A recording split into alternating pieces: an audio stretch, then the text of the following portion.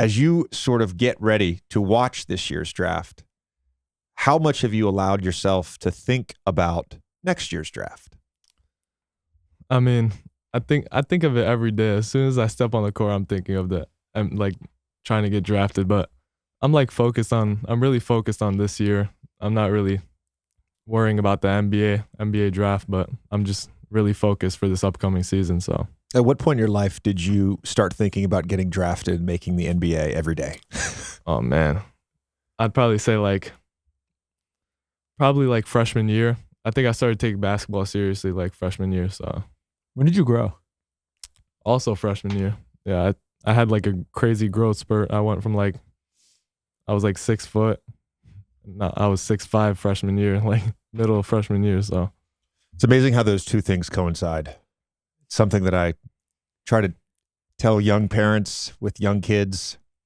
It's like, your son needs to be tall to play in the NBA. Then it starts becoming more of a reality, or a realistic thing. I mentioned the Ignite. You have chosen to forego going to Duke, which I was very disappointed about. In all seriousness, why didn't you go to Duke? I don't know. I think I'm a different player. I think college is obviously a good route. You know, I'm not gonna say college isn't a good choice, because it is. That's where most people get drafted from. But I think with my play style, like the professional league is, I think, best for me. But also, you know, you're trying to be a pro at the end of the day. That's what everyone's trying to be. So Yeah, it makes sense. I was reading an article. You kind of talked about how you felt like in college, and it's a keen observation for a young man to make, but you felt like in college, you were worried potentially about being put into a box. And I thought that was pretty spot on, because, look, when I was growing up, there were big men and there were point guards, and there was a shooting guard, and there was a small forward and a power forward, and everybody had fairly defined positions and roles. And to some extent, college basketball operates in the same way. Now, teams may play 3 guards instead of 2 guards, but I get your concern. And it's interesting to me because we're 3 days away from Victor Wembanyama getting drafted #1 overall. And players like him, Giannis, like there's an entire, I'm so curious to see in 20 years, there's an entire generation of kids who are growing up watching an era of basketball that is fairly positionless and where everybody is able to play to their unique skill sets. Mm-hmm. So I applaud that. But I'm curious for you, who were the influences on your game and sort of where you developed your unique skill set? yeah, so I remember I think 6th grade, I wasn't even playing. I was on the bench. I didn't even like basketball. I was a swimmer. I used to swim. So my mom found me a really good coach, Dimitri Pearson. He's from Chicago. He coaches full package athletics. And 8th grade, when there was feeder teams, you know what feeder teams are? Like kids would go play out of AAU for their high school. So we didn't have a feeder team at our high school. So that 8th grade like winter, when they would all play, we'd be in the gym like just alone, like for hours, like playing. So I developed like a skill set. When he always played me when I was like shorter, he'd play me at the point guard spot. So when I played the point guard spot, when I was like shorter, when I started growing, I started to like I still had those skills with me, you know? So but I guess to go back to my question, which I didn't know this information, that you basically said fuck basketball and fuck swimming apparently as well in 7th grade. There were no players that you were like, oh, I want to be like this guy. No. That's amazing. That's amazing. I don't like, I wasn't looking at anyone. I wasn't watching any basketball. I was just playing it. Like So why did you play to begin with? Was it because of your parents both played professionally? Your mom played for the Lithuanian national team, right? Yeah. Was that the only reason that you put a ball in your hands in the first place? I wouldn't say that. No, I think one day when me and my dad were like, we play outside a lot. We have a like half court basketball hoop. I like kind of like I saw it, and my mom like she motivated me to play basketball. I'd say I didn't like it. I remember my coach used to yell at me all the time. I was like, I can't do this. I can't. Like my mom would like motivate me to like she'd literally drag me to practice. Like that's how much I hated basketball. So, but now it's different. Now I'm like I have an obsession with it. Like I can't. So when did it flip?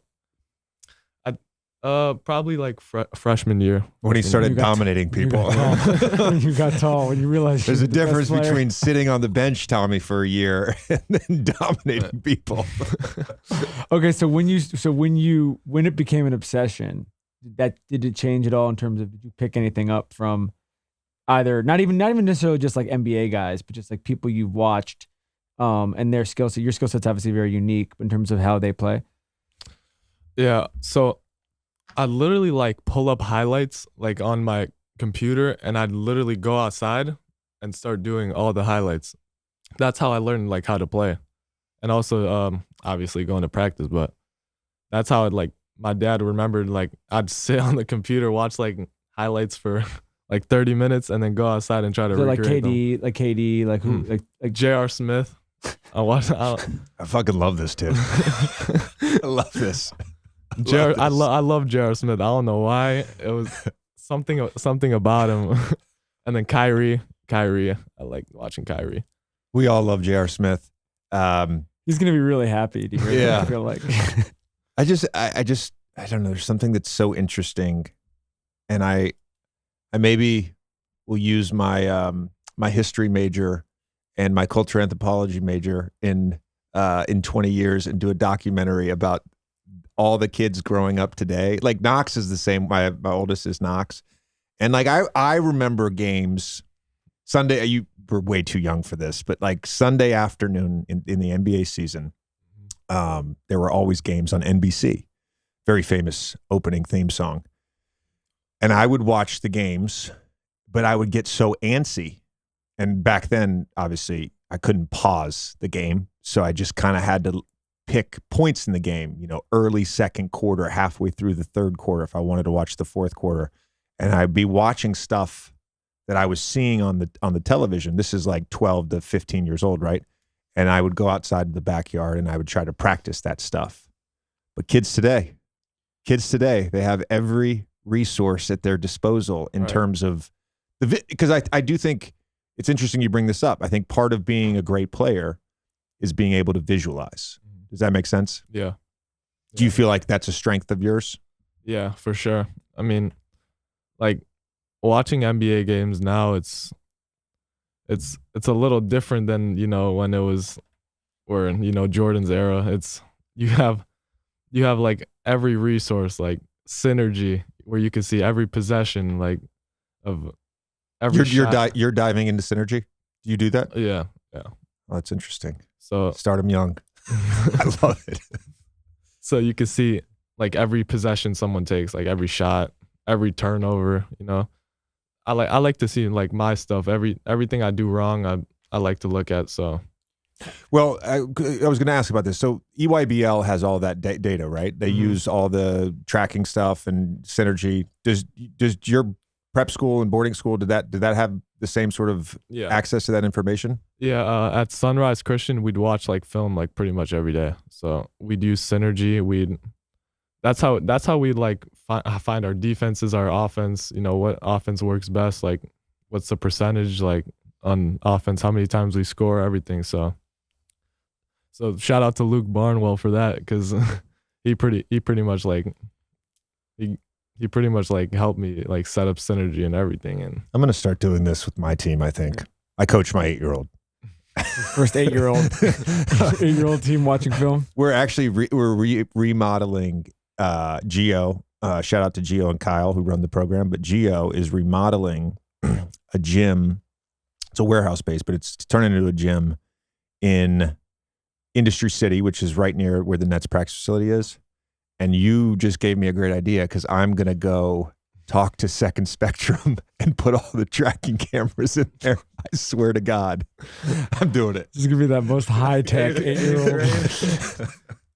What are you doing? So done with your senior year, McDonald's All-American, all this stuff. You announced a while ago that you would be signing with the G League. That became official about 2.5 weeks ago. What are you doing this summer, and what have you been doing since your season ended to prep for professional basketball?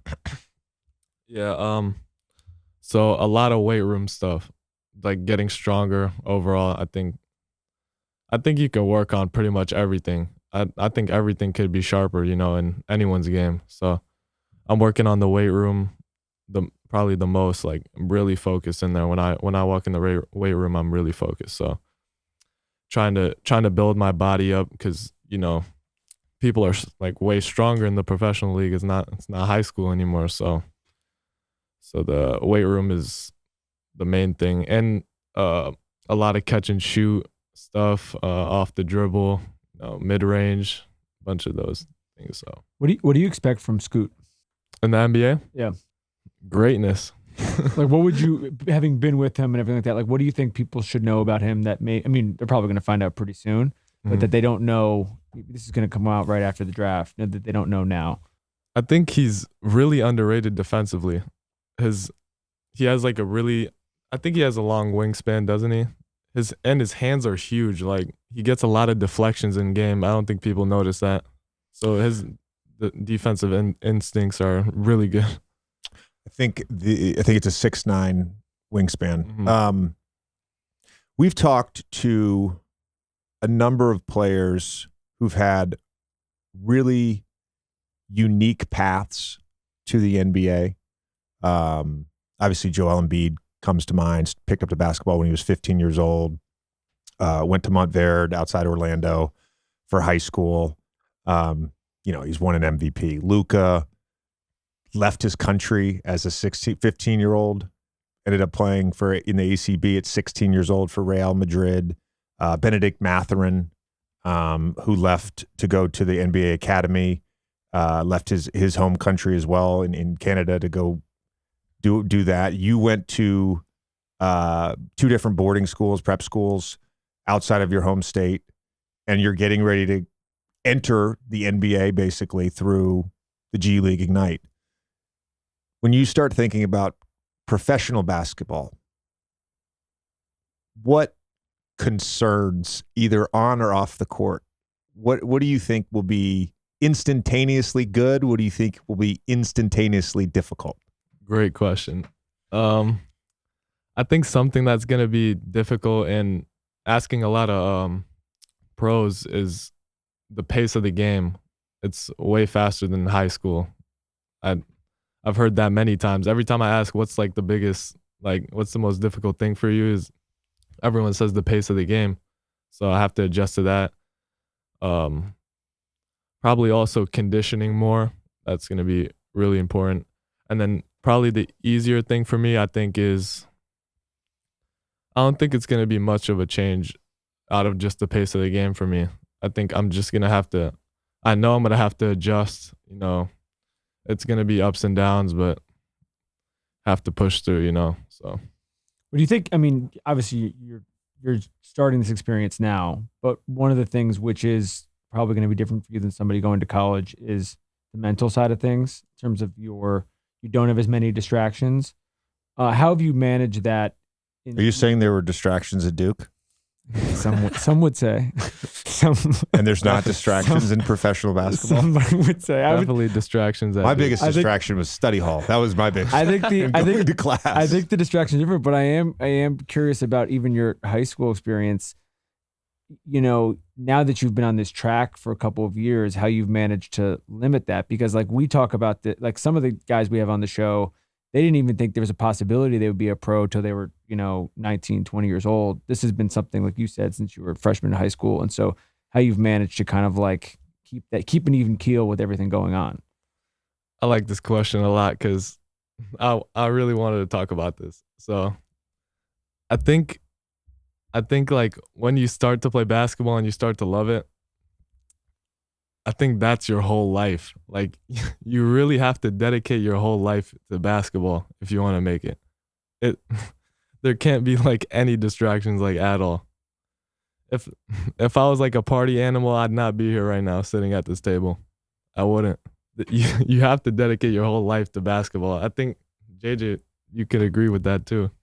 Yeah, I mean my life actually changed when I did, and it wasn't to say that I didn't work hard or play hard before that, but for me it happened maybe a month before my 20th birthday, and as a professional, especially from like halfway through my second year on, it became more than a job. It became more than something I loved doing. It just became my life. Like everything revolved around it.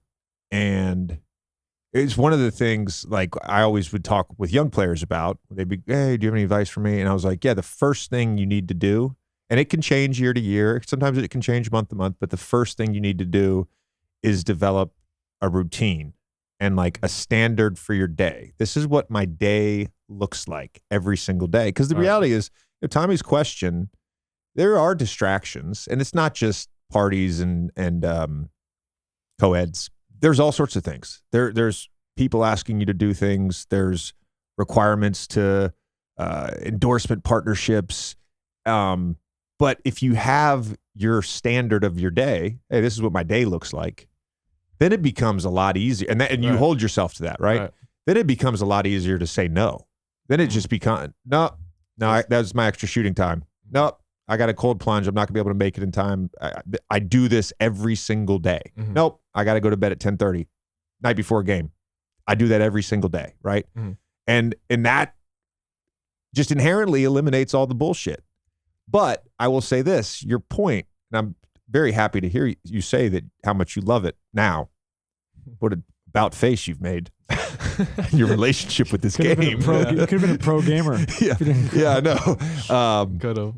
The reality is, in general, the people that run into problems or don't reach their full potential, they never figure this out. Mm-hmm. And as fans, there's a level of frustration around that with certain players, especially really talented players. Right. Probably think of a few. I've probably played with a few that never figure that out. And I think part of the reason they never figure that out is they don't love it enough to set that daily standard. Right. Does that make sense? Absolutely. I'm kind of giving you advice here. I like it because that's also, I noticed that too. Like every day has to be the same, like every single day. So I looked at it this way. There was such a monotony to my off seasons, and they were, I wouldn't say they were as mentally grueling as the season, but for different reasons. And the off season was more physically grueling because I had to push myself to a limit. Mm-hmm.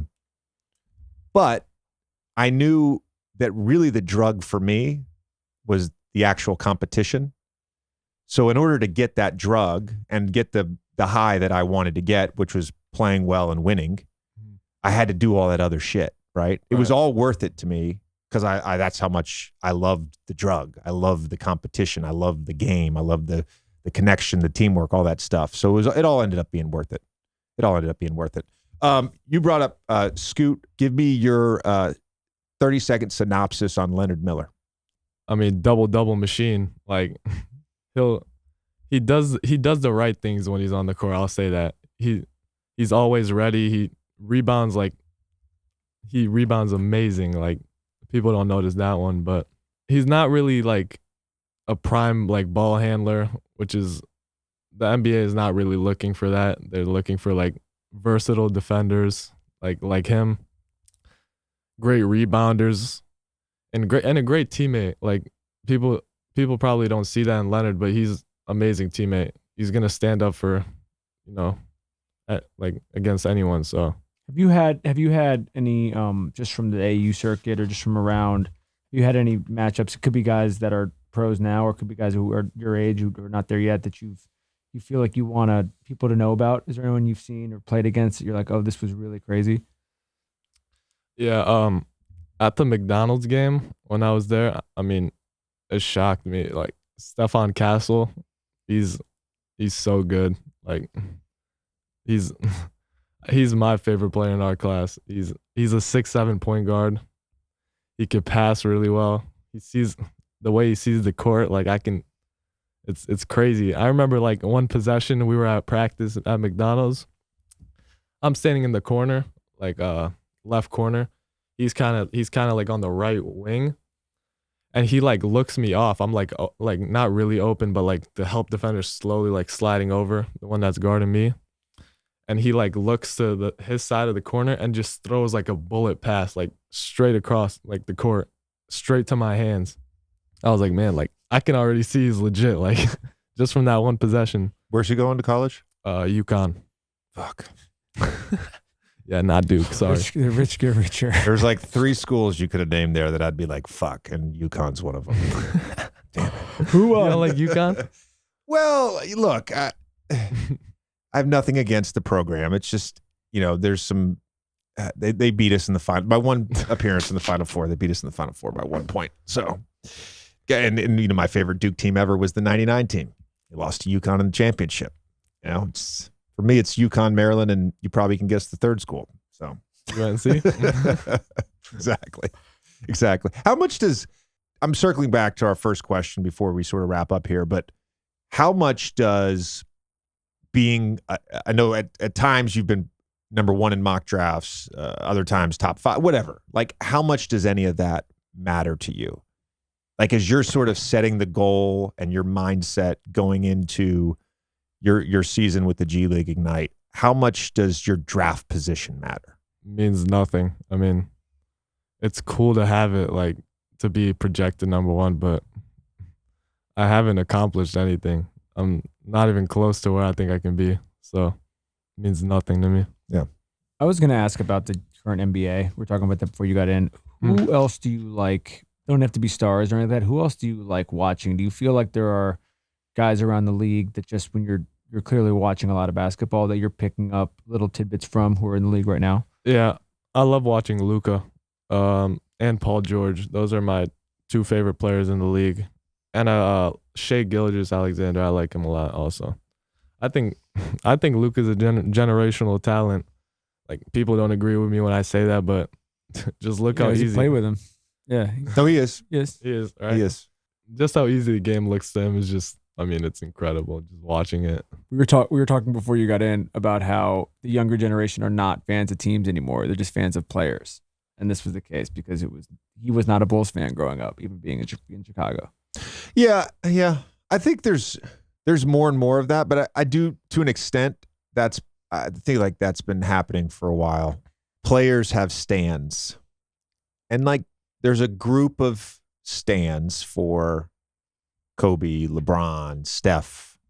They're really strong. I mean, really strong. Do not offend them.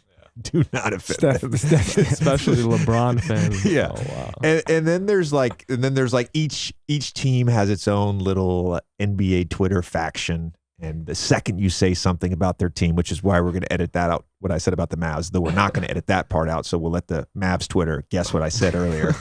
But they jump on you.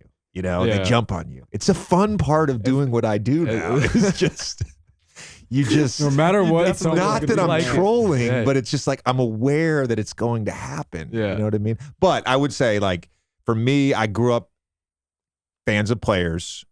And then when Jordan left the Bulls, like I wasn't a Bulls. I stopped rooting for the Bulls. Mm-hmm. Brought this up today. Manny Ramirez, Pedro Martinez, my 2 favorite baseball players. When they went to the Red Sox, I became a Red Sox fan. I didn't care about the Guardians or the Expos. We're going to ask you one last question. Yep. The Roback question. Reminder to our viewers that you can use code OLD on roback.com for 20% off your first purchase. RHOBACK.com, code OLD. I'm always wearing the gear.